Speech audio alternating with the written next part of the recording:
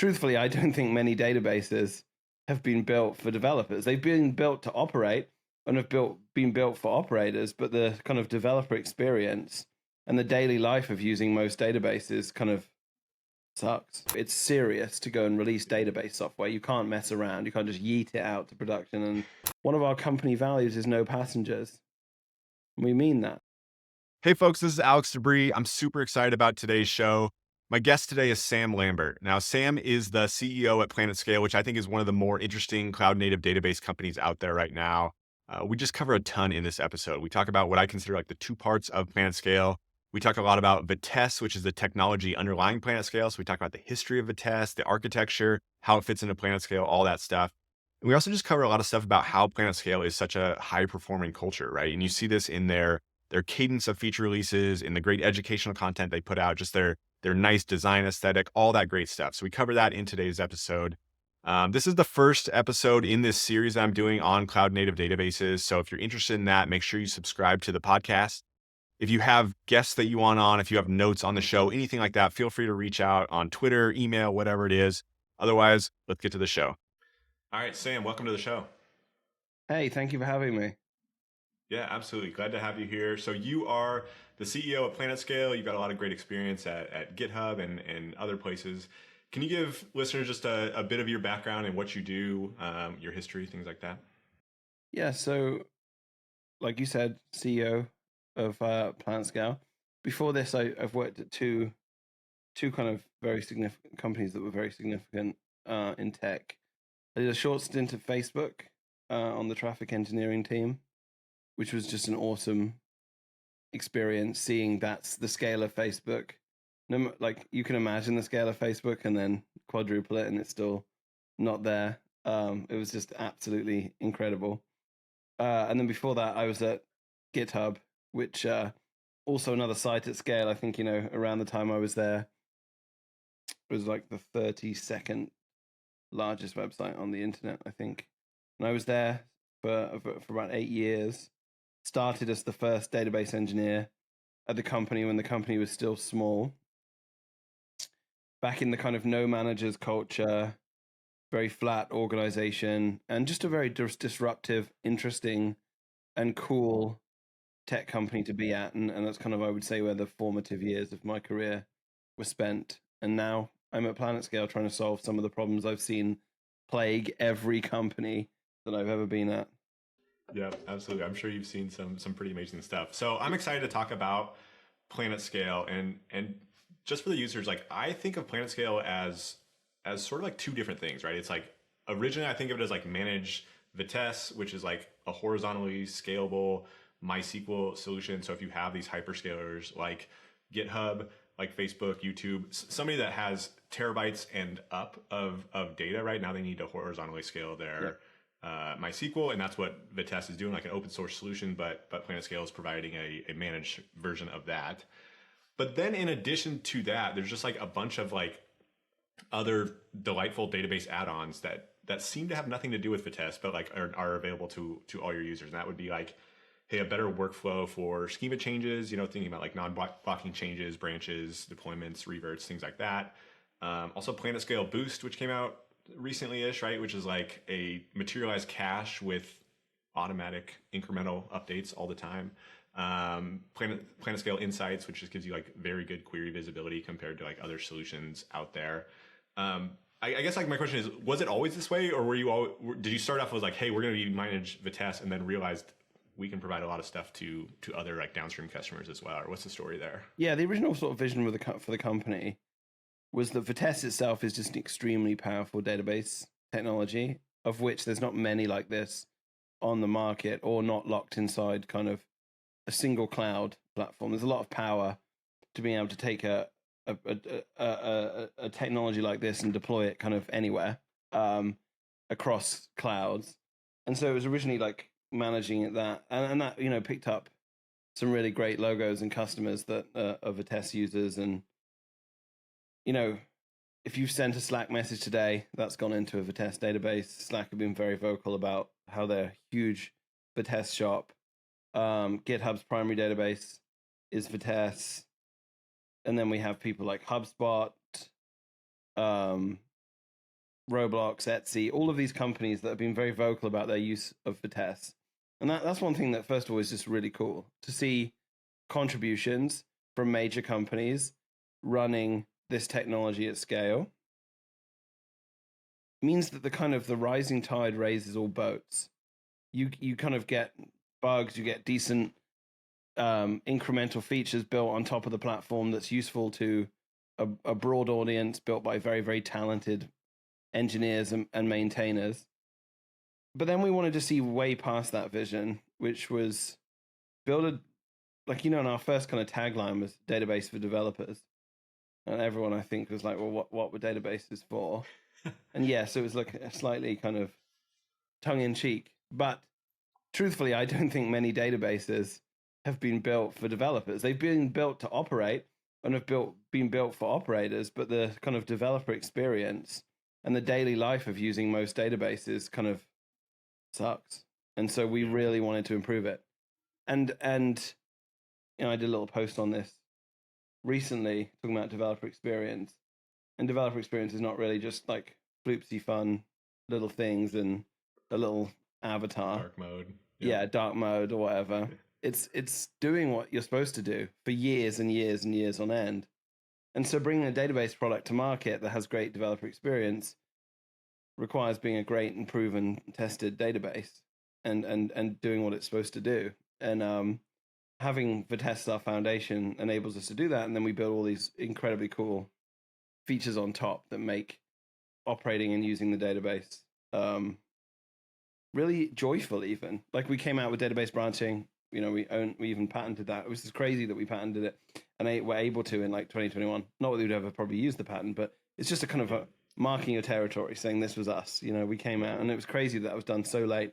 And I kind of put my head up after being at GitHub and realizing databases just had not moved. They were just still doing the fundamental things, and so I'm proud that we've brought a huge shift in terms of the minimum bar for features. You can see that by pretty much every other competitive company is scrambling to add these features while we build the next set. Yeah. Did you have, when you were at GitHub or teams at Facebook, I imagine, did they have branching like workflows? Like I remember Ghost coming out from GitHub to help with like database migrations. Like, did big teams have those sort of tools to make branching pretty easy, but it's just like not available for the masses? We never quite went as far as branching, but we did get to good staging environments. I think what the impression that GitHub left on PlanetScale is the unrelenting drive towards shipping software constantly and deploying software constantly. So when I joined the company had grown really rapidly. And this was around the time that we raised that record-beating kind of Series A round. The company was bootstrapped and was just winning hearts and minds of developers everywhere. And so things had grown really quickly, and the database had there was like the usual kind of patterns and things and that had come together inside the database. And that had to be fixed, but we never had the option to fix infrastructure problems while slowing development down. And that to me was such an amazing, tough, but amazing lesson to learn, because it taught you the appreciation for shipping velocity and what shipping velocity does for a company.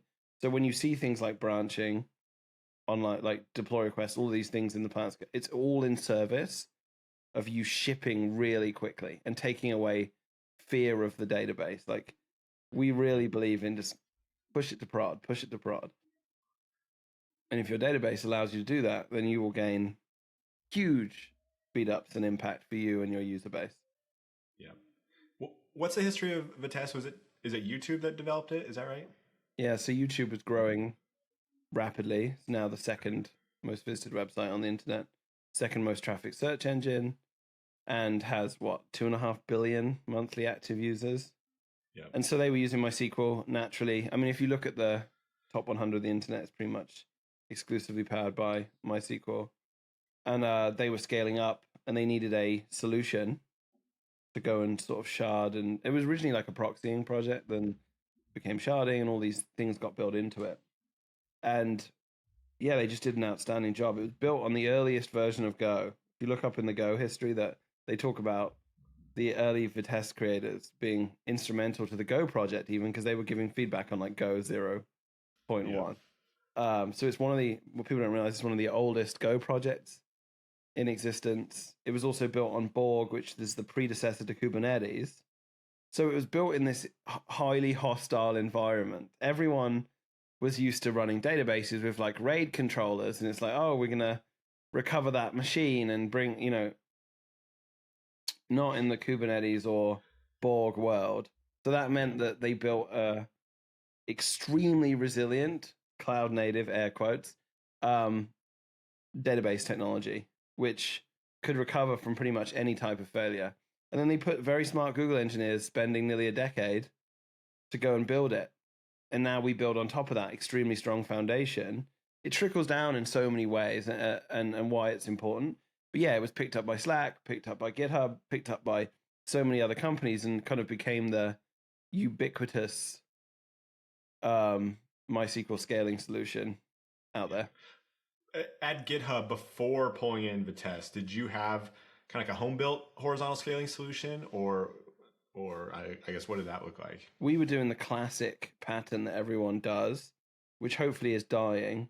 Not at GitHub, but I mean in generally as an industry.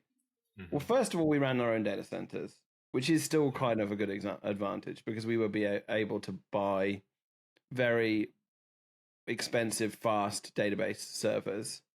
And then we had, when I joined, we had 3 database servers, and now it's a significant amount more, but it kind of got partitioned. So we would end up taking like the largest tables that were always causing problems. The notifications table was a pain. The stars table was a pain. The statuses table was a pain. Statuses table, at the bottom of a pull request, you get all those checks. It's like all of the different statuses like a pull request can be in. We just hammered the database constantly. So we moved them out into their own clusters. So they kind of freed up the rest of the database infrastructure in terms of like buffer pool and contention and resources. And this is like a really common pattern. And we see this a lot. A lot of people come to us having kind of split up their main database cluster. Problem is, it's not always better for availability, right? Like even if you have high availability in those separate clusters, you're pinning a lot on 3 or 4 masters across 3 or 4. So we were doing that, and then eventually, and we built some awesome tooling, right? Like we continued the maintenance of Orchestrator with Shlomi. We built Ghost. We built lots of really lots of really cool open source projects on top of MySQL. And yeah, like you mentioned, you see the DNA of those are now in Vitess, and they're in PlanetScale, the product itself. But we've been fortunate enough to take it way further than we even imagined at GitHub. Yeah. And what does active work look like on Vitess right now? Is that like, I imagine PlanetScale employees are major contributors. Like, are you sort of the leading contributor, or is that still some YouTube folks? Like, how does that break down? The project leads are primarily at PlanetScale. We kind of craft the project. We manage the releases. We maintain Vitess essentially. Even though it is a CNCF project, it was I think it still remains the only graduated database in the CNCF, and was a very early project to do so alongside Kubernetes. So yeah, we maintain it. It's it's a lot of work. We have to manage releases very carefully. When we deploy our software, we know it's going out to like billions of users. As one of the biggest sites in China runs on Vitess. It's serious to go and release database software. You can't mess around. You can't just yeet it out to production. And like it goes through rigorous testing. Every push gets tested against every modern framework. We have all of these acceptance and regression tests. Then it's rolled out. But companies like Slack, they have maintainers there. They're still very active maintainers. The Slack is, even for a hyperscale backend MySQL scaling solution, we still have a Slack with like 3,000 people in it. We have the monthly maintainer calls, the weekly check-ins with all the maintainers. This is a real big, active open source project that has a huge impact at a lot of companies. And so we get a great set of folks show up every time to kind of manage the project. Then we have the features in it that get released, or setups for new features that are coming for PlanetScale. So it's a big operation to maintain Vitess. Yeah, absolutely. Okay, let's talk Vitess a little bit. Walk me through the high level architecture. Like, what are the components in a Vitess cluster? So there's a few different components of Vitess. Firstly, VT-gate, which is what kind of could be known as a proxy, I guess, is the easiest way of describing it. VT-gate is like what terminates your connection and determines the query routing and where it has to go. So Vitess sits on top of MySQL. We run real MySQL under the hood. That has like a number of benefits. First of all, MySQL is exceptionally proven and trusted. It's like what, 26, 27 years old now. Incredibly reliable. Even like a decade ago when I was playing around, I've like slammed MySQL servers with writes, ripped the power cord out of the server, and everything that was acknowledged was still there. Like it's incredibly robust and good and trustworthy. So we build on top of MySQL, but we have a layer on top, a proxying layer, which means we can't support everything that MySQL supports. We're working on the last few things that don't make us 100% compatible. Foreign keys is one of the major ones. Yeah. We get a lot of noses turned at us for not having foreign keys, but we've solved it. We just have to keep ramping it up towards being production grade, which is a very high bar. And so that VT-gate, is that just emulating like the MySQL parser, or is it using the MySQL parser at all under the hood and hooking into that, or is it did you have to basically replicate all that MySQL parsing on? Fully emulated in Go. Okay. So it's not an easy task. Luckily, a lot of time is spent at Google just running down all of those edge cases, and in the majority of cases, unless you're doing something weird, like your app is pretty much gonna work. And then certainly for the benefits you get from sharding and all, it becomes worth it. It's not like a giant.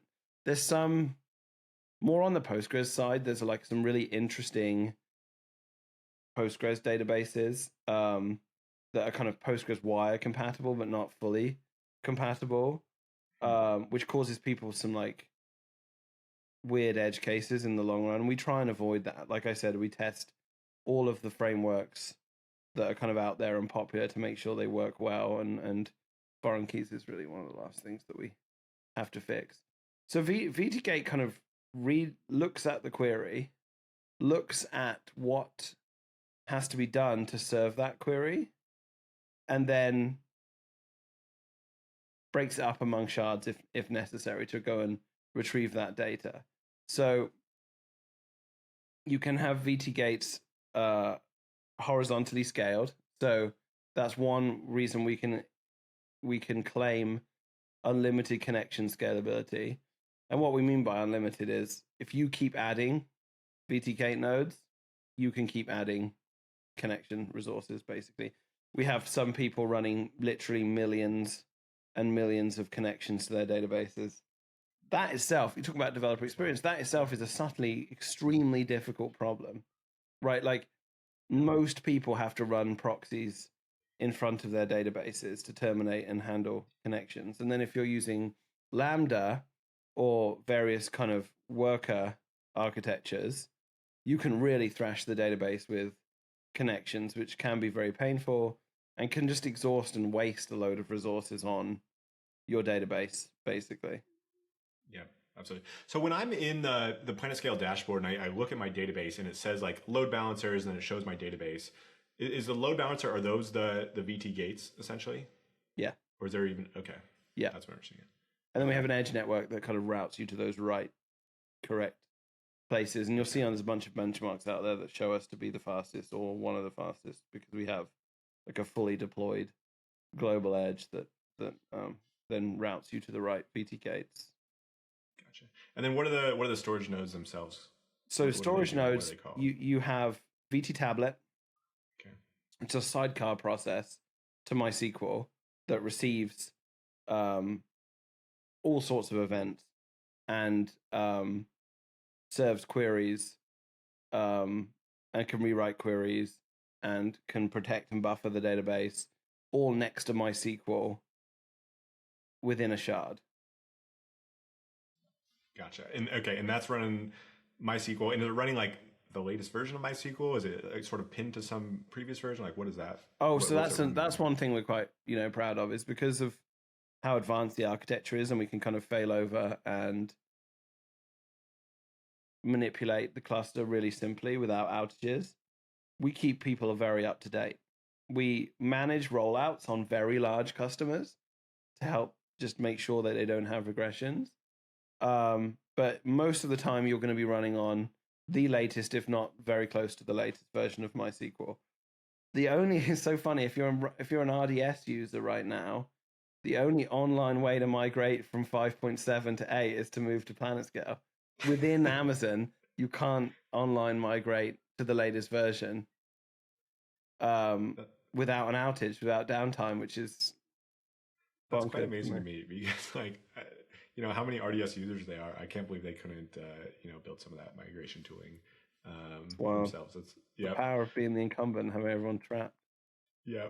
So if I'm like a typical, like, say I'm on like, the Scalar Pro plan, I'm not like an enterprise that has, something more managed and custom, but like, are you just automatically upgrading Vitess and MySQL for me, or am I clicking buttons to say upgrade to the latest? We do it all for you. Okay. Yeah. Any PlanetScale user will not have realized that we continually upgrade their software for performance improvements, for all sorts, without them ever noticing the impact. It's really hard it's not easy. It takes a lot of work and a lot of automation to do these kind of upgrades online. We have customers that have come to us purely because they couldn't solve that themselves, right? That's great. That's cool. That's value we provide. And we do tens of thousands of failovers every week, not because the software is failing, but because we use them as a mechanism to upgrade, resize, repack, do all of these various things that we do for our infrastructure. And it just works very well. Gotcha. Okay, that VT gate, which is the proxy layer, it's parsing that query and figuring out which shards it needs to go to. Does it write that as a MySQL query again, or is it able to pass in like the parsed query to the MySQL instance? It depends. It sometimes does rewriting, because it might have to scatter across a number of shards to go and aggregate the data and pull it together. Sometimes, like often, a very common rewrite is it adds limit clauses so that you don't just go and thrash the database with too many rows that you need. Like, it does all these things that help guard against errant application behavior. ORMs, looking at you. We love ORMs, but right, yeah. they can get a bit unruly. So there's a whole number of things that it does.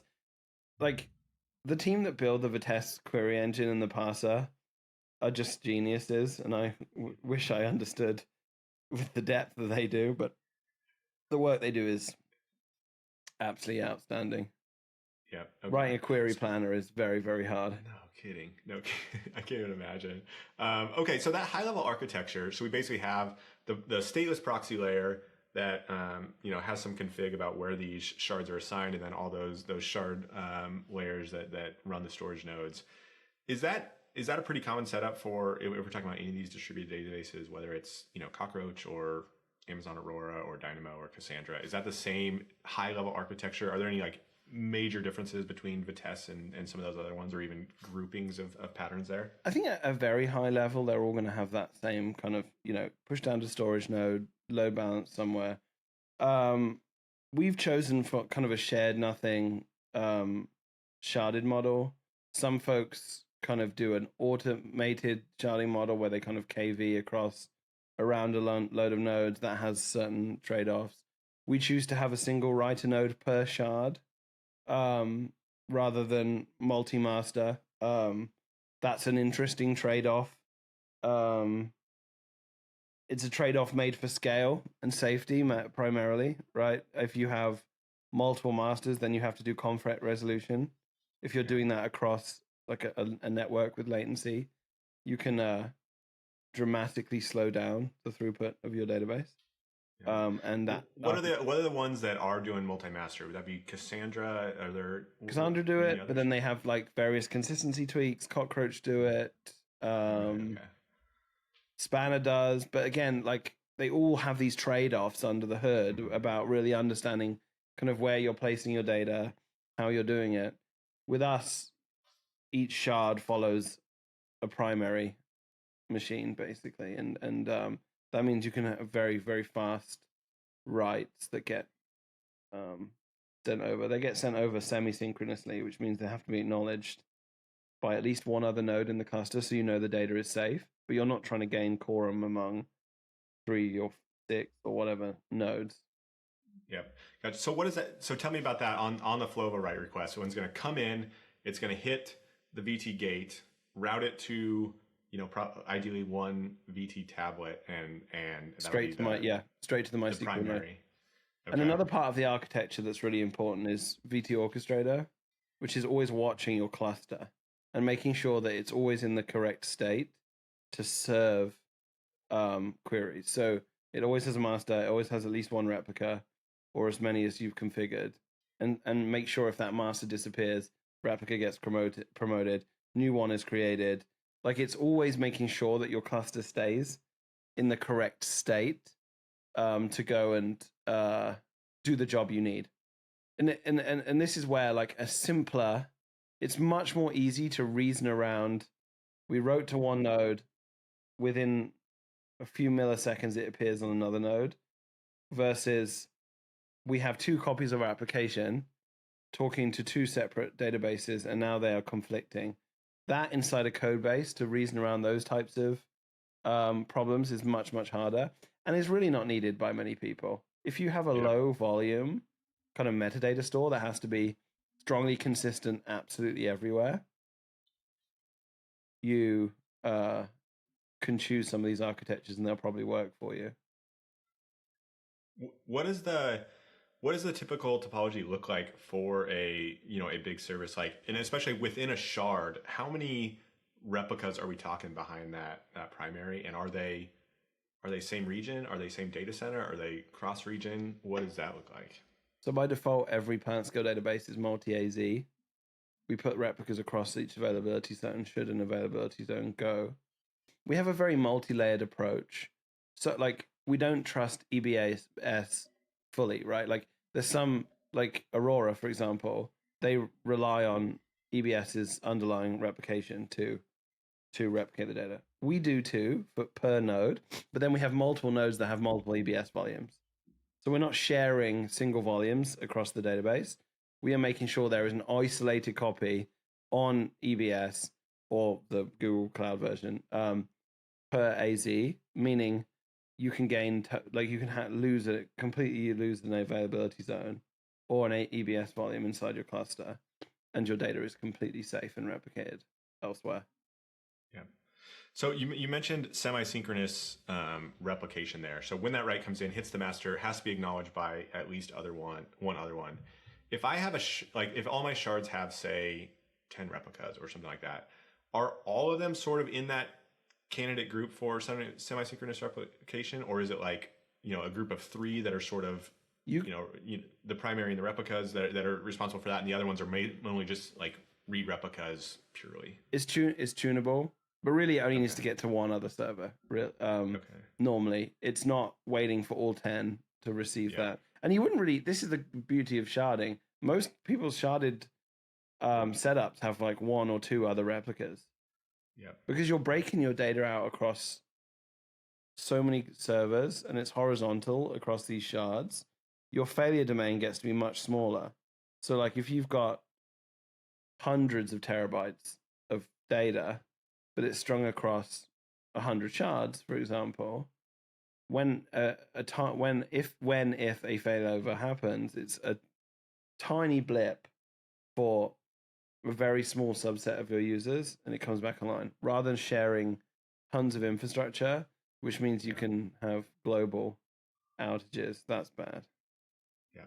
When you see someone that has lots of replicas per shard, do you say, hey, you should actually be sharding more, like smaller shards, or is that just different patterns? Like, sometimes more replicas is better, sometimes more shards is better. That's what we'd recommend, but then everyone has their version of the Justin Bieber shard.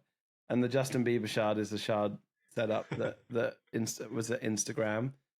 He basically was on his own infrastructure because he was the top user until a bunch of issues were solved. And like, everyone's got that shard that has that really important customer on it or whatever that they may beef up. a little bit, but normally we recommend keeping it kind of uniform and sharding smaller, which is not a difficult operation.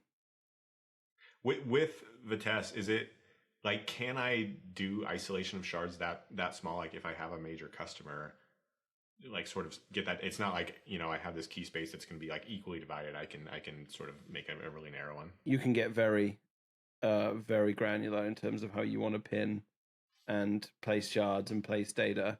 You can even shard by geographical regions, and have data pinned to various regions. So people use that for like GDPR and nightmare situations like that. Gotcha.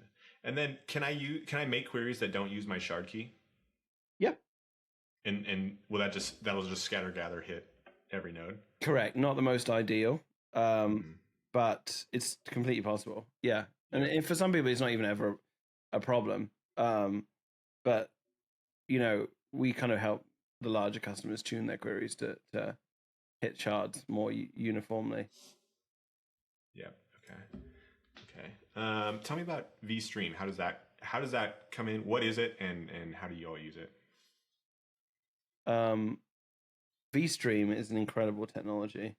Yeah. vStream powers our Connect product. It powers parts of Boost. vStream basically is an enhancement to MySQL replication that allows us to stream data pretty much across shards. Oh, it's not built on top of MySQL replication, it's itself part of the Go application. But if you imagine a massive reshard where you have to completely change your shard key, it's kind of a tough operation because it means you have to stream data across disparate shards into a different cluster and reshard it. Some people do that like routinely for their query patterns. So it was also the message queuing infrastructure at YouTube as well. And it's just a very robust streaming architecture that allows us to be incredibly flexible with the data. We haven't even got close to kind of surfacing the power of things like vStream into our product. We will get there in terms of making even more powerful primitives. There's some extremely cool things that Vitess users even know about that ask us, when is that coming in the product? When can we get that? Yeah. Okay, so vStream is basically just like streaming out any write updates in my table. Where do you hook into vStream? Is that at the VT gate level? Is that at the like each VT tablet level, or maybe like the primary for a shard? Where, like, if I want to process that, how am I connecting to that? So you can connect to it. So if you want to connect to the vStream right now, we actually send it out to you via Connect, which is our, which can give you it's an API that can give you constant streaming. So you can put that into Kafka, you can put it anywhere. It's how we do insights as well, which is how we capture queries and we stream them to our data warehouse. So we just expose that for you, and you can listen to the aggregated stream of the whole cluster. That's one thing that's really, really important. It's not even per shard; it's the entire cluster's change stream, which is again really powerful when you have a sharded system. Wait, and so when you're talking about insights, are you doing, I guess, like read queries also end up in the stream? So I could look at is that right? No, I don't think reads are part. It's just inserts or updates. Yep, all kind of updates. Okay, very nice.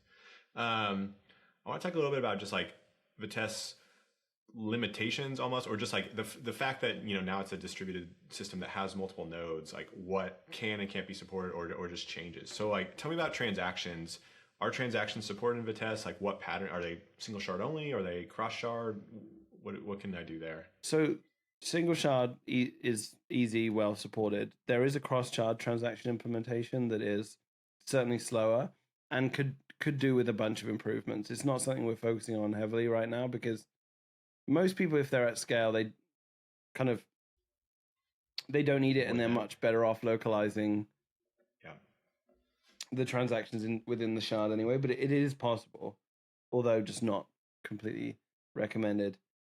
I think the limitation that is probably most apparent to most folks is, to the widest group of folks, is you get a tiny bit more latency because of the extra hops that we have to put you through, Like if you're just comparing a straight up like create RDS database on Amazon with PlanetScale, there's going to be a little extra latency on PlanetScale just because of those extra hops.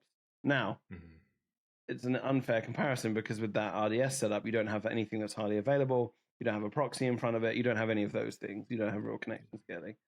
So when you compare them, it's the same. But you do have this like default extra hop that we can't really take away. But we return for you in return for that hop, unlimited connection scaling, high availability, all of these things that make it very easy to not think about your database.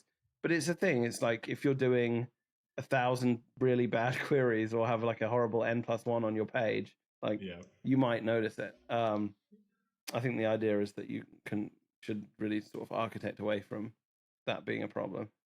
Yeah. And what does that look like? Like say I'm running a query that is just going to hit a single shard. It's not going to be, a cross shard transaction or a scatter gather. If it's just hitting a single shard, are we talking like, sub millisecond addition for that hop there? Yeah. So it's like going to add about a millisecond, I think, so it's not, and that's just the connection coming in to get to the database server. Everything you do on the database server then isn't taking extra hops. Yeah. Okay. Okay. What about what sort of consistency does PlanetScale provide? If I'm reading from a primary and also if I'm reading from a read replica. So you get repeatable read, isolation level. We don't do serialized isolation obviously because it's very slow and it wouldn't be necessary for the one way that we're replicating the data. It pretty much mirrors what you get from MySQL. Yeah. And also just like single item read consistency, that'd be, probably strong consistency if I'm hitting the primary. Correct. But also if I'm using a replica, then some eventual consistency. Yeah, if it's been committed anywhere across the cluster, it has been committed. You're not reading anything dirty or that is uncommitted. Yeah, gotcha. What type of are there certain patterns that you recommend people avoid and scatter gather type queries, also like many to many? Is that something you try and get people away from, or any other types of patterns given that you could hit those cross shard queries? Many to many is not terrible when you're again within the same shard. Scatter gather is the main one we try and move people away from, or sometimes people do a lot relying on single rows. Like updating single counts is obviously very, very painful for any database server and lock contention. But normally it's just like helping people kind of get away from some nasty query patterns that can be kind of very detrimental to the database. But we make that really easy to find through PlanetScale Insights. If you can tag let's move on to Insights, because I think it's so interesting, because I know like a lot of other databases are like, hey, only turn on logging for like super slow queries because you might have some performance, but you'll have like all the queries basically available for that. Correct. What's going on there, and that's because of vStream? Yeah, we stream that data out to a data warehouse. So we capture every single query. And it means that we can do really solid analysis. We just did a really good blog post about how we store time series data actually in shard in MySQL.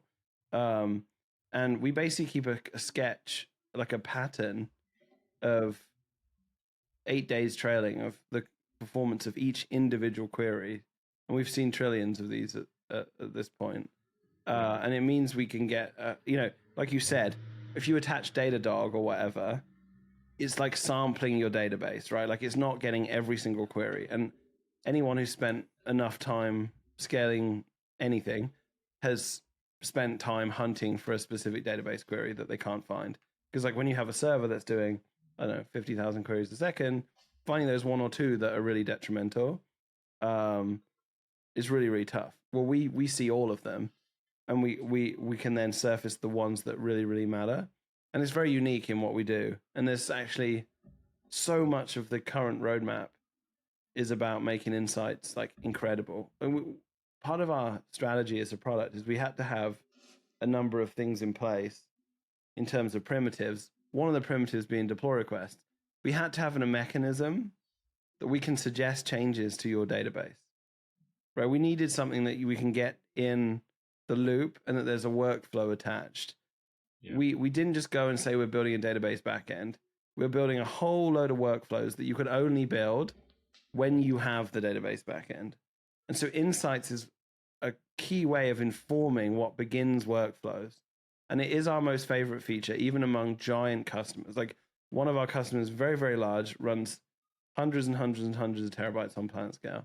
And then they have one guy that wakes up and have his morning workflow is open the insight page, find the slowest query, fix it. Yeah. Now, if you're lucky enough to have a tool that just tells you this is the worst query, you're already winning.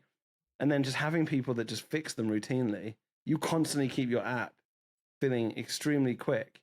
And it's just great. I mean, it's one of the best ways to just continually optimize your database. And that will just get more and more optimized over time. Like we're nearly done with a bunch of features that will just make database administration just a thing of the past. Yeah, that's amazing. Is it hard to do sort of aggregation by query signature to say like, hey, this query is actually the same as this query, even though it has some different parameters? Yeah, it's not easy. The post talks about that a little bit, actually. Some of it's a bit, it's you have to take the fingerprint of those query, and there's queries. We're even learning similar queries by intent as well in terms of what they're actually trying to gain. It's not easy. It's but it surfaces really amazing data when you have it all, like showing people when that query showed up. How many times have you debugged something? It's like, oh, now I'm finding out, like looking through code to find out where and why a query showed up. Like we can show what connection ran that query, where it came from. And there's also cool things that we support, like you can use key value format in query. I don't know if people realize you can add comments to SQL queries. So we then pass those key values and allow you to just tag inside. So you might find a slow query in insights and see that it's coming from some worker because it's tagged that. And then people even tag down to like request IDs and things. Or like method, even just be like, hey, it's this method, it's this request ID, all that stuff. Yeah, we do exactly that. With the marginalia gem, you can see action and the view and the controller. It's great. That's amazing. Okay, so that's a good time to switch to PlanetScale from pure Vitess. So just to be clear, if I come in, I'm using Scalar, if I'm using Hobby or Scalar or Scalar Pro, no matter what, I'm going to be using Vitess under the hood, even if I don't have my cluster sharded. Okay. Yep. How hard is it if I do want to switch up to sharding later? Now I'm at terabytes of data or something like that, and I want to shard. Is that pretty easy to just like make this a sharded system now? Like, is that a button click? Is that like a, hey, we gotta call you? Like, what's that look like as I'm at the moment? It's gonna become a button click. But right now, because the majority of customers that need sharding are quite large, we're usually talking to them anyway. And if they're migrating from a legacy architecture, I mean, some people are still moving out of data centers onto things like PlanetScale. We kind of have to help them with some of the edge cases. We've got to a stage where it's pretty much scripted in terms of discovering what the best shard key would be for you by looking at your queries, and then we basically help you. It's very cool. It's like insights again. Yeah. And so we'll get to the point where it will be a button click, but right now we want our bar for user experience is very, very high, and because it's a kind of at the moment a fairly personal process to go through with based on your application. We spend a bit of time with you sort of figuring out. A large amount of the kind of proof of concepts we do with customers is just kind of we deliver them a sharding scheme. This is how your data will be bucketed. And but it's not terrible. It's way worse than switching database. Like and that's usually anyone who's gone and picked, like right now, if you're listening to this and you've gone and picked a database that hasn't run at huge scale, you might be either short on your business or you might have a complete database rewrite in your future. That's usually the path people go through, and it's hell. And when you're doing that, you're spending a year not shipping, you're having outages. This is why we've done PlanetScale. I mean, that database scaling operation is agony. Yep. How hard? So you mentioned earlier, like moving from RDS MySQL 5.7 to 8 or something like that, you can do with zero downtime. Can you do other migrations very easily? And like I'm thinking like especially non MySQL migrations. Can you do a Postgres to MySQL migration, or is that a more custom process that will take a little bit? It's custom. One of Yeah. our biggest customers has actually came from Postgres. Mm-hmm. It's not crazily difficult if they're not using some of the kind of edge case features of Postgres. The data import normally has to just be done by like kind of manually, well, not manually, but like nibbling out the data and putting it into the PlanetScale database. If it's from a MySQL database, we can do it, like I said, fully online. So the online migration process from MySQL is really cool. Basically, we connect to the MySQL node. You kind of give us the credentials to the MySQL server. It's all encrypted. We don't kind of be crazy to allow your data to go over the open internet without encryption. But basically, it's a vStream again. So every other database provider you see, and you go to their documentation, and we didn't want this for our users, the migration process starts with dump your database. Yeah. Not everyone, especially a lot of developers that haven't spent their time, don't know the trade-offs with just dumping your database. They do not realize that you have to kind of capture a point in time that you can replicate from. It's a difficult process. It's just not easy to go and do. Yeah. And people want their import docs to look as kind of easy and clean as possible and don't describe some of the dangerous trade-offs that can be made by doing things this way. We didn't want that. We wanted it to be seamless and truly an easy migration. So the way you migrate to PlanetScale is you connect to what, say, an RDS database. We nibble the data out. You never dump. There's no dumping of data involved in this process. This is again with vStream, can incrementally build replicas and copies. So it just nibbles the data slowly out of your database until it's completely caught up to date and replicating. And then we tell you, ta-da, PlanetScale's up to date with your previous infrastructure. And this is when it gets really good. We create you some credentials on PlanetScale, and you connect your application to those. So you redeploy your app using these new credentials. With this new connection string, yeah. And what we're doing is we are proxying writes back to your RDS database. So you're hitting PlanetScale, you're reading from us, but we're proxying writes back to your old database. So that's step 2. And then step 3, you just say, it's time to fail over. And what we will do is we will swap the roles. So we will make that RDS database a replica of us. We will then, using our proxy, transfer your buffer and transfer your writes to the primary on PlanetScale. And within 3 steps, you have achieved like a fully zero downtime migration without doing really anything except having to give us some credentials and change your application's credentials. That's pretty amazing. And so you talked about the dump process and people don't understand it. Like, is that mostly a performance issue that they don't understand? Like, hey, if you go try and do a full dump on your production database, you're going to be just really screwing it up, or what other issues are there with that? Well, yeah, you very often will just lock your database, but you have to make sure you capture the right checkpoint for replication, basically. Like, you have to discover you're in the right place for bin logs, for example. Yeah. And if you're not, and you replay from there, you could lose data. You can have all of these catastrophic problems, or you can get to an issue where it's just arduous and not difficult. Like if the bin logs aren't fully turned on, like, or you like don't have enough time to replicate, then you're going to miss certain transactions. Like, it's really, really painful. Yeah, absolutely. Okay, earlier you talked about you have some customers that are moving from on-prem. I also saw, like, in an article you had last year with Future.com talking about this Cloud-prem deployment model. Tell me a little bit about that. So there's multiple reasons Cloud-prem is really cool and why people are moving. We'll talk about on-prem first. Sure. There's a lot of databases in data centers, and we don't want to provide an on-premise version of our product for a myriad of reasons. Number one being we want to provide the absolute best database service we can possibly provide. And without our engineers and people being able to remediate the infrastructure, not possible. Like upgrades, for example, if you want the latest PlanetScale feature, you get it because we roll it out. If you have an on-prem PlanetScale, you have to beg your system administrator to go and upgrade your on-prem PlanetScale. We just don't want to get into that world. We want the magic of a SaaS platform. You just log in, it's gotten better. I love to see the tweets where someone's like, oh, PlanetScale added this thing. It's like, great. Without any user having to mess around. That's one reason we won't do an on-prem product. It also makes you ship very slowly. If you're doing on-prem and cloud at the same time, it's really difficult to match you're doing what proper releases here, and then you're doing continuous releases. It just becomes a mess and a bad experience for everybody.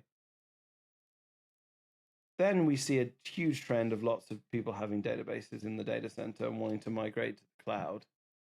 There's very few one-hop ways to get into the cloud. So what a lot of people do, and you'll be familiar with this, is they take a data center architecture, and they just like scoop it up and drop it into the cloud. They're just like, oh, it's just like other people's servers. It's just terrible. When you've got a database server like next to you in a rack or just 2 racks over, the latency difference and the availability profile is much different, right? Like when you're running RAID on machines that you can go and recover and fix problems on, it's very different to like volumes that may never come back, just gone, or across a network that you don't control.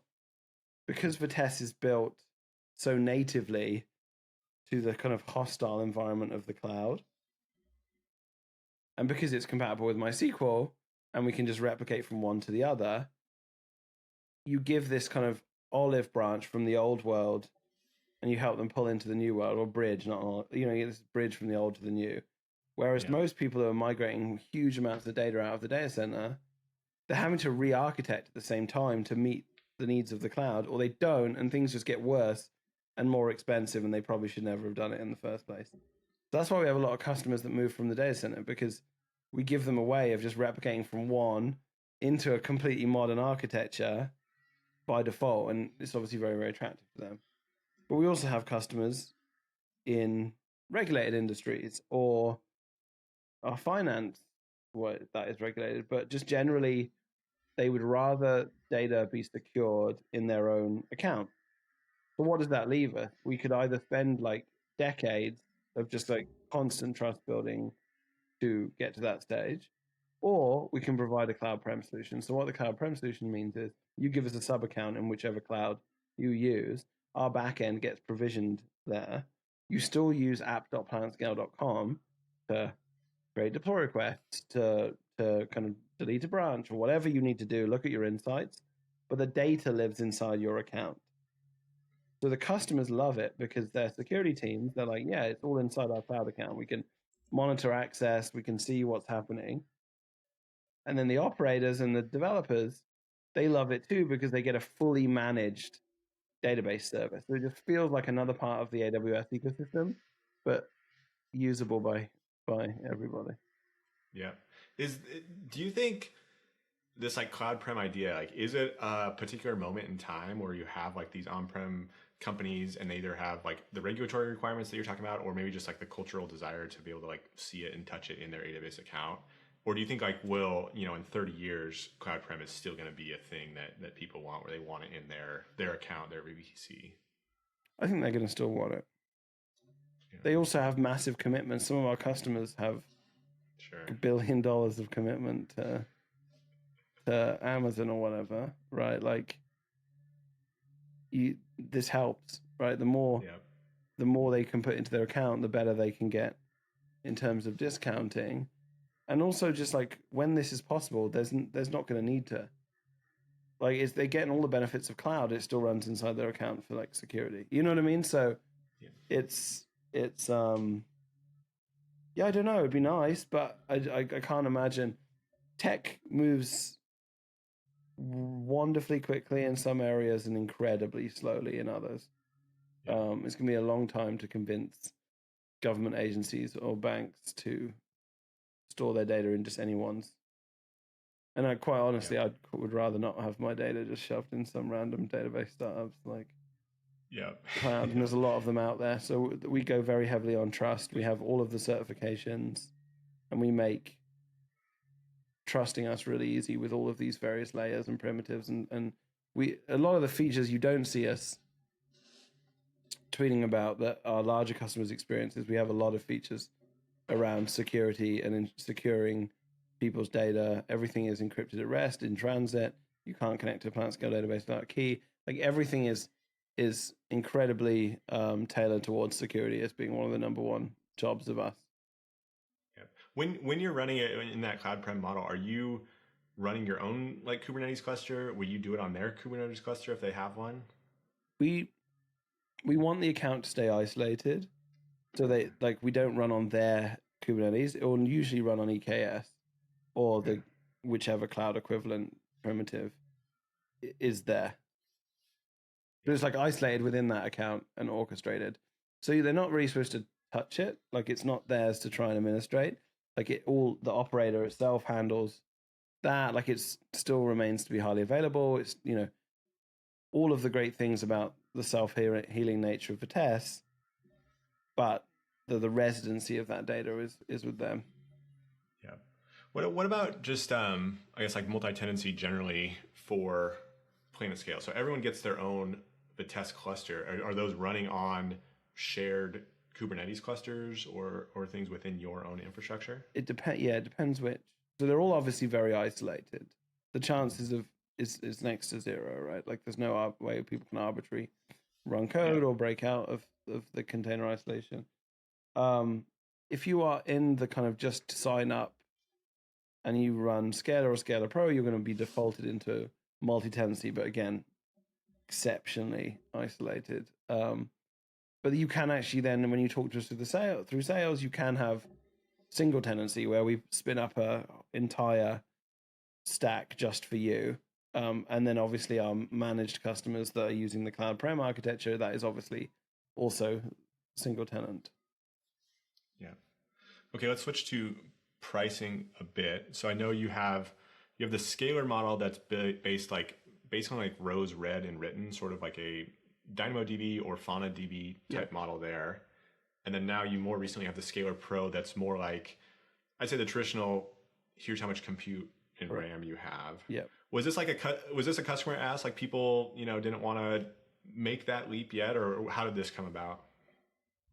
The serverless pricing is very exciting to a certain generation of engineer and horrifying to others.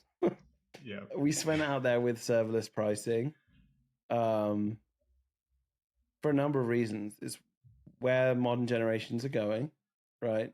The serverless crew, they need a database that can scale to like in crazy heights, unlimited, all the things we do. However, we found when you went to our pricing page and you were coming from a more traditional architecture, say running on RDS, you'd look at that pricing page and be like, oh, there's nothing here for me, which is not true. There's lots there. So we wanted to communicate that like, if you look at your RDS database and it has this many resources, you make this many resources on PlanetScale and it will be fine. And this is roughly how much it would cost. And it doesn't get talked about in serverless much, but truly the businesses don't buy that way. Pretty much no businesses buy that way. Like they have a budget. You budget for your infrastructure at the beginning of the year. And if you're paying per request, budgeting that is like so difficult. Like the pressure that puts on the engineering team. It's like, well, what do you need us to ship? This thing. Well, I can't plan how many this features query outputs ahead of time, right? People want to set a budget, buy that amount, and then that's it. And then normally that's doable and much easier when you're doing resource-based pricing, which is what Scalar Pro is. And actually, we've been really surprised with. It's only been out for 3 weeks, and it's mind-blowing to me how many people have bought Scalar Pro databases. Yeah. Do you think do you think we'll move more towards the usage model, or do you think this is always just going to be the case of just like, hey, people want some predictability, especially about these large infrastructure costs like your database? I think, we may get to usage fully everywhere, but not for a long time. It's like where the abstraction layers are, right? Like, yeah, I mean, this new generation of developer, if you've been a developer for like 2 or 3 years, this is not pejorative, by the way. A lot of people say these things negatively. I don't think they're negative. I think it's progress that this is the case. People have never racked servers. They don't think in CPUs. Like, really, what does a vCPU mean when you're buying a managed service? Like, it doesn't always mean something to everybody. So I think as that generation grows and matures and become leaders themselves in software, yeah, like we'll see this proliferation of usage based. But we'll see tooling come alongside it. We'll help people. You'll get tools that help predict your usage, and there's all of these edge cases. Like auto scaling is it's almost mythological in some ways. Like it's not truly real, right? Like in a way that people believe, and you can't paper over that with like certain amounts of pricing and that dream of, oh, my infrastructure can burst to 5 million QPS and back to 0. It's not real. Like that, no software has achieved that. And the serverless pricing kind of hints at that being possible. But maybe as services just get more and more abstracted and talk less about the underlying infrastructure being servers, things will get more usage based. But right now, it's just kind of a sensible abstraction that people remember and understand. Yeah. Is there an architectural difference behind the scenes if when someone's signing up for Scalar versus Scalar Pro? Like, do you have to sort of set up that Vitess cluster differently? No, it's just purely how you're paying us. abstraction. Yeah. Okay. Whichever, and we can help you figure it out. Some people mostly figure it out on their own, which is cheaper, right? Like some people have constantly randomly bursty workloads, and it's good for them just to provision a bunch of hardware that's way above that burst. Other people have workloads that don't burst as much, that are lower traffic, or are just very consistent and predictable, and it might just be cheaper to pay the scale away. Can I switch my database from one to the other? Yep. Yeah. Gotcha. Cool. Yeah, and we even have seen people switching, right? Just to see how their bill, I guess they're checking how their bill shakes out if they just pay for the hardware to be sat around. It will save some people money. It will be more expensive for others. We've proactively worked with customers to make sure they're on the cheapest and fairer version. Yeah, sure thing. Okay, I want to switch gears a little bit into some, I don't know, softer stuff, a little less tech, but like you've written on sort of like the importance or maintaining a high performance culture. And I think it's like hard to understand the culture of a company from the outside, but you can like look to clues on whether they're high performance or not. And I think some good clues from PlanetScale would just be, the cadence of shipping like major features like boosts and insights, things like that. I would also say just like from what I can see on the outside, really, really good reliability. Like you don't see the Hacker News stories about PlanetScale that you do about some other providers. I would also say just like a really strong and delightful design aesthetic, like around your site and in your social stuff, all that stuff. And then just like really good educational content, whether that's regular blog posts, like Aaron Francis's course, all that stuff. I would say would be like really good signs. So like how did you sort of get that or maintain that, or what principles do you have there for other people looking to do something similar? If you want a really high performing culture, it has to be an active choice from the top. Because otherwise you can't push it, and no one else can push it inside your organization. It has to just be not a nice to have. It has to just be a non-negotiable part of the culture. Like we all have a line that people can't cross in terms of how they speak to each other, how they do. Like there's every company has that, and every company also has a talent bar and a performance bar, and you just have to set that. And it's completely arbitrary how you set it. Like literally, it comes down to just what you're willing to tolerate or enforce. You just set that high, and you try not to deviate from it at any point. Every company I've ever seen that's gone off the rails is because they lower the talent bar. Like average people with too much time can just run amok around an organization and ruin it. Like everyone's worked on a team, but with that lazy person, it undermines you. You don't then follow your passion and work as hard as you wish you could or want to, because it's really hard to know that someone's going to just share in the win. One of our company values is no passengers. We mean that. We're here to build a software company and a business and be wildly successful. I want everyone who works at PlanetScale to be wildly successful. And that means you can't tolerate passengers and people sitting around. And so you have to be very careful. And it has to be part of the culture. And we get this feedback routinely from employees. They say, yeah, I mean, it just feels good knowing that we really try and address any problems that come up and we don't tolerate messing around. It's not what we're here to do. It doesn't serve our users. Talked about our reliability. We take things like that extremely seriously. And to do that, you have to have exceptional people. And we work really hard in keeping and retaining successful and exceptional people. Has maintaining that talent bar, is that hard, or just like the fact that you're working in like enormous scale, hard technical problems, like is that easier than maybe other companies have it? It's hard to start, but if you have problems, like these types of problems interest smart people usually, right? They gravitate to difficult infrastructure problems, and databases are very, very difficult. They're extra difficult when you try and you're very complimentary about our taste and design and our style. We see most database companies, they do the back end piece. I'm not diminishing how difficult that is, but then they pat themselves on the back and don't go far enough to make it. We try both. We want both. We have to have that rock solid foundation, but it has to be delivered beautifully, and so it makes the challenge even harder. People love that challenge. It's tough, it's fun, so that attracts good people.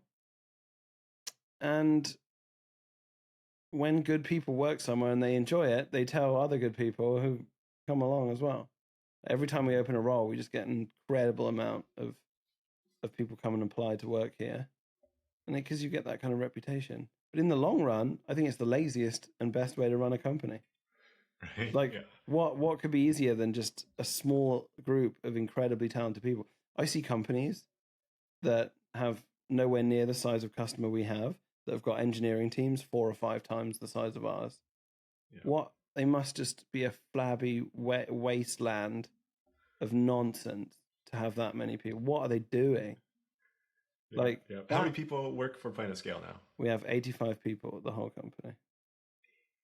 80, under 100. That's like, given some of the workloads that you're running, and just the shipping cadence, that's pretty incredible. Most people would be like, I think most people want to run giant, big organizations and puff their chest up. And I am more proud by every dollar we make per head, right? Like, I want the best ratio of dollars per head of any company in the world would be my mission. It's the best way of doing it.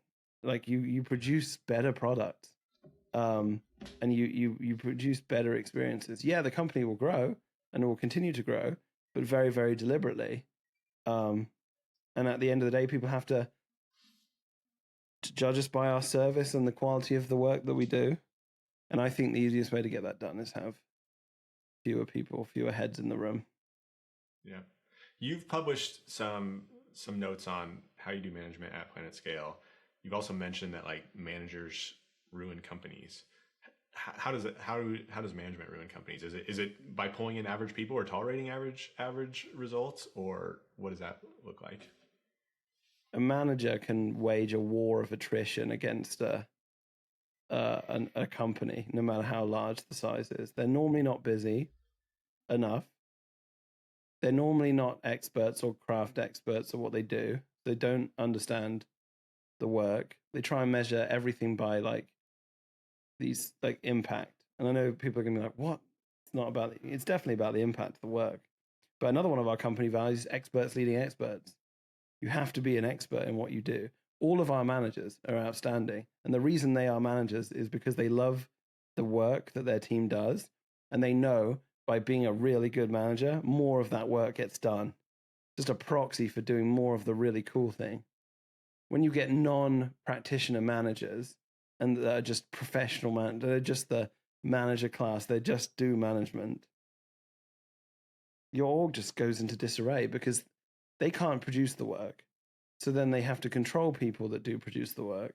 So they have to make up arbitrary evaluation criteria for those people, which leaves those people feeling disenfranchised. Like if you work for someone that doesn't truly understand how you reasoned around something or made the trade-offs you make, you just get a little pat on the head and then asked what impact you had. I've seen some incredible engineers at companies just get like completely railroaded because their work couldn't be quantified by their boss, and that's tragic.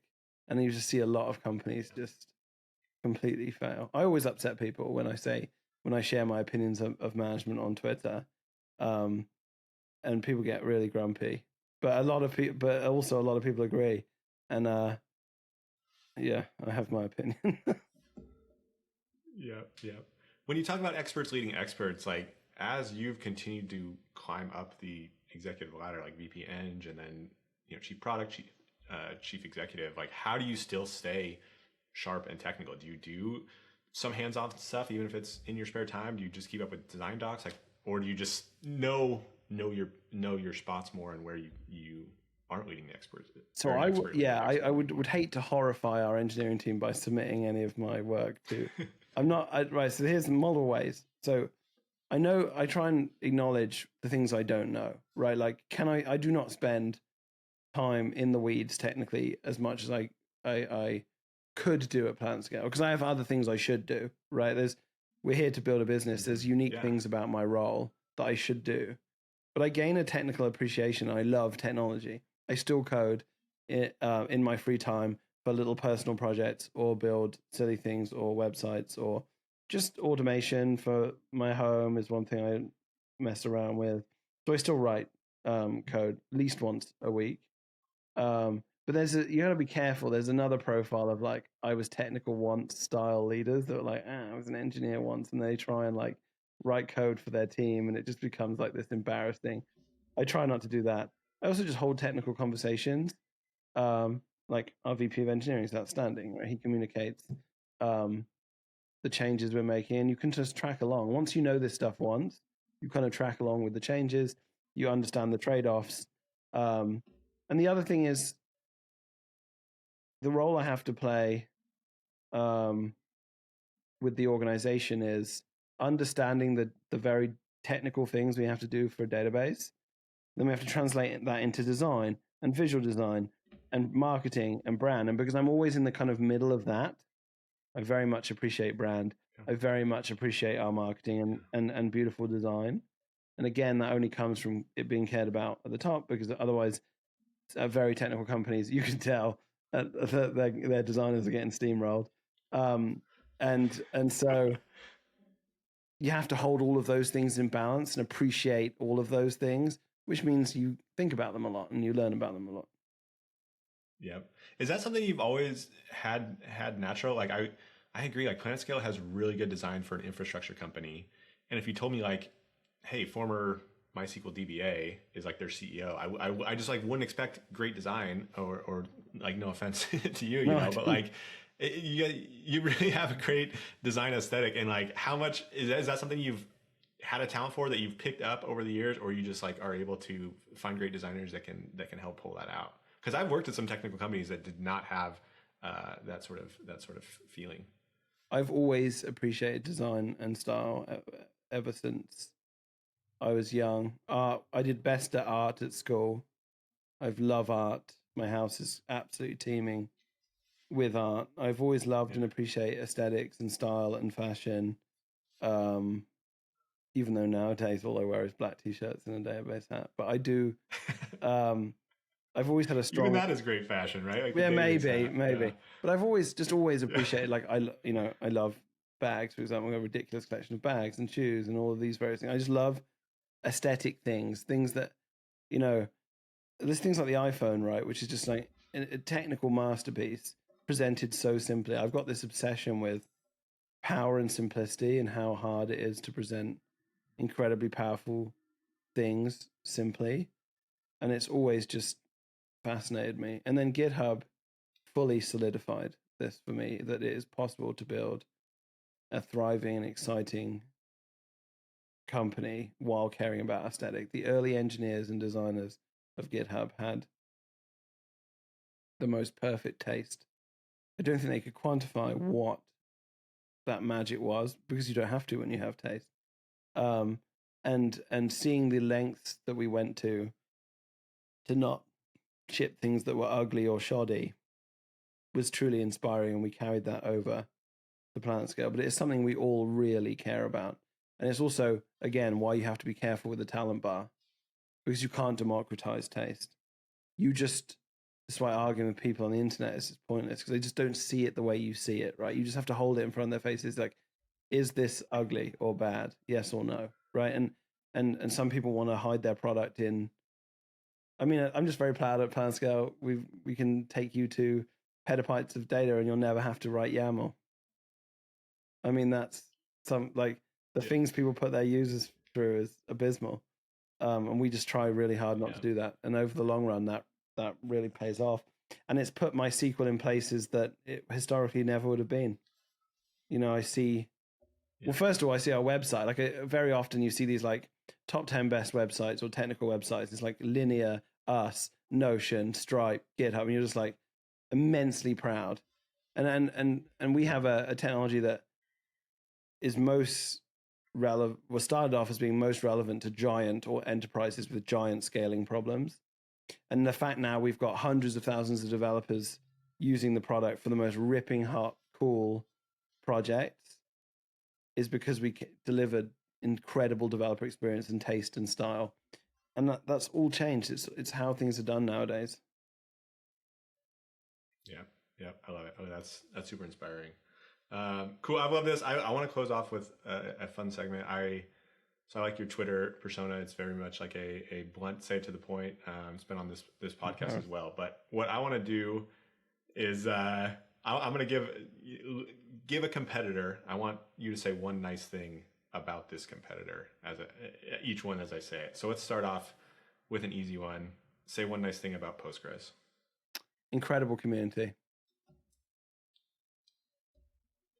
Why do we talked about this a little bit before we got on, but like, why do we see so many more managed Postgres providers or forks or Postgres compatible things compared to MySQL, even though MySQL runs so much more of the internet, ranks higher in DB Engine's rankings and things like that? I think there's a lot of you see, I think it's because people want to consolidate. They want to consolidate around like a protocol. I think you're seeing a lot of Postgres compatible databases. I think that's the difference. There's very few that are running pure hosted community Postgres like Supabase does, right? A lot of it is a lot of new generation databases thinking that, well, let's go where it's like most applicable to have the kind of compatibility, and they mostly choose Postgres, right? So like they'll then implement the parser or they'll implement the wire protocol. The thing is, it's heavily fractured and it makes choice really, really difficult. And I think it's something that is probably something to be concerned about in the long run for the community, because the Postgres community is outstanding. But if it's just getting torn in millions of directions because every company cynically just wants to use the protocol because it's popular, I don't know what that makes Postgres in a decade's time, right? Especially as we shift into the cloud. So I think it's very interesting. But they have a great community. The plugins community is fantastic. But they've just made trade-offs that I wouldn't make building a database. Yeah. Okay. All right. Next one, you want to have to say something nice about Amazon RDS. The payments always work. What about Amazon Aurora? Good swing at a fundamentally bad architecture. That wasn't a compliment. Sorry. Like, it's a good swing. It's a good swing. Yeah. At a certain level, I think it's got a number of very nice features. Or when you get to the upper limits, it's horrible though. Can you tell briefly like what's that architecture, that kind of shared everything across the file system, is like great when you want an instant read replica. When you want that 16th instant read replica, and then you're in agony because it doesn't scale past like 16 nodes or whatever. Or when you want to scale writers, it's single writer. Or when you want the latest version of MySQL, it takes forever for them to update it because they're not running real MySQL. You know what I mean? It's just like these little things. Like, they do a lot for you. It's like a lot of really cool stuff. But then the edge cases are brutal. Like we won a customer that found out the wrong way that Aurora cross-region failovers are one way. It's like the documentation, they bury that. You know what I mean? It's like, does Aurora have multi-region? Yes. And everyone's like, surely that would be two-way, right? And then like, and then they find out it's not. You know what I'm trying to say? Like, it's just all these like weird edge Yeah. cases you get with the file systems like that. It's not like we don't have edge cases. We just try and communicate them a bit more loudly. Yep, sure thing. Okay, another sort of shared everything infrastructure, at least shared storage, Neon, which is serverless Postgres. Again, I think it's a interesting swing at an approach I wouldn't take. What about last one, the sort of like edge-based SQLite databases, so Terso, LightFS, OnFlyIO? I think these are really exciting. Again, wouldn't use them for a big, serious application, but there's a lot of smaller applications where people should just be using SQLite. Yeah. So I think it's could be really interesting. There's like a lot of database abuse that happens to people wedging models into poor traditional databases where we have all of our constraints of high availability and data consistency, all these things, and probably don't need to. You can just use some SQLite. Yep, absolutely true. Well, Sam, I appreciate you coming on. It's been a great conversation. If people want to find out more about PlanetScale, about you, where can they find you? At Sam Lambert on Twitter, or PlanetScale.com's blog is probably the best way to see what I have to say. Awesome. Yeah, I highly recommend a follow for Sam on Twitter if you want some, just like hot takes and real talk on databases and also just like good news from what, seeing the cool stuff that comes out from PlanetScale. Thank you. Sam, thanks for joining today. I really, really enjoyed the conversation. Thanks, Alex. Thanks for having me.